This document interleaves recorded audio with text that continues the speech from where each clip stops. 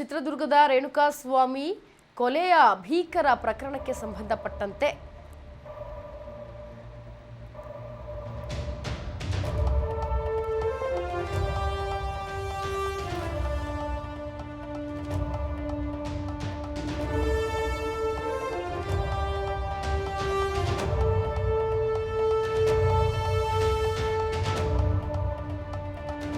ಚಿತ್ರದುರ್ಗ ರೇಣುಕಾಸ್ವಾಮಿ ಭೀಕರ ಕೊಲೆ ಪ್ರಕರಣಕ್ಕೆ ಸಂಬಂಧಪಟ್ಟಂತೆ ಇದೀಗ ನಟ ದರ್ಶನ್ ಪವಿತ್ರ ಗೌಡ ಅವರನ್ನ ಕೋರ್ಟ್ಗೆ ಹಾಜರು ಆಗಿದ್ದಾರೆ. ಇನ್ನು ದರ್ಶನ್ ಪವಿತ್ರ ಗೌಡ ಸೇರಿ 17 ಆರೋಪಿಗಳು ಕೋರ್ಟ್ಗೆ ಹಾಜರು ಆಗಿದ್ದಾರೆ.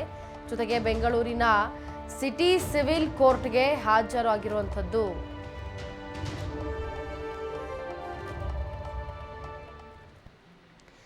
ರೇಣುಕಾಸ್ವಾಮಿ ಕೊಲೆ ಪ್ರಕರಣಕ್ಕೆ ಸಂಬಂಧಪಟ್ಟಂತೆ ಇದೀಗ ನಟ ದರ್ಶನ್ ಹಾಗೆ ಪವಿತ್ರ ಗೌಡ ಕೋರ್ಟ್ಗೆ ಹಾಜರಾಗಿದ್ದಾರೆ. ಜೊತೆಗೆ ಏನು ಈ ರೇಣುಕಾಸ್ವಾಮಿಯನ್ನ ಕೊಲೆ ಮಾಡಿದ್ರು, ಈ ಆರೋಪದಡಿ, ಈ ಪ್ರಕರಣದ ಅಡಿ 17 ಆರೋಪಿಗಳನ್ನು ಇದೀಗ ಕೋರ್ಟ್ಗೆ ಹಾಜರುಪಡಿಸಿದ್ದಾರೆ. ಹಾಗೆ ಬೆಂಗಳೂರಿನ ಸಿಟಿ ಸಿವಿಲ್ ಕೋರ್ಟ್ಗೆ ಹಾಜರಾಗಿದ್ದಾರೆ.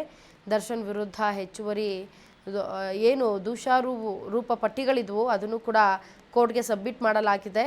ಹಾಗೆ ಕಾಮಾಕ್ಷಿಪಾಳ್ಯ ಪೊಲೀಸರು ಇವ್ರನ್ನ ಯಾರು ಈ ರೇಣುಕಾಸ್ವಾಮಿ ಕೊಲೆಯನ್ನು ಮಾಡಿದಂತಹ ನಟ ದರ್ಶನ್ ಪವಿತ್ರ ಗೌಡ ಹಾಗೆ 17 ಆರೋಪಿಗಳನ್ನು ಕರೆತಂದದ್ದು. ಇನ್ನು ರೇಣುಕಾಸ್ವಾಮಿ ಕೊಲೆ ಕೇಸ್ನಲ್ಲಿ A2 ಆಗಿರುವ ನಟ ದರ್ಶನ್ ಹಾಗೆ A1 ಆಗಿರುವ ಆರೋಪಿ ಪವಿತ್ರ ಗೌಡ ಕೋರ್ಟ್ಗೆ ಹಾಜರಾಗಿದ್ದರು.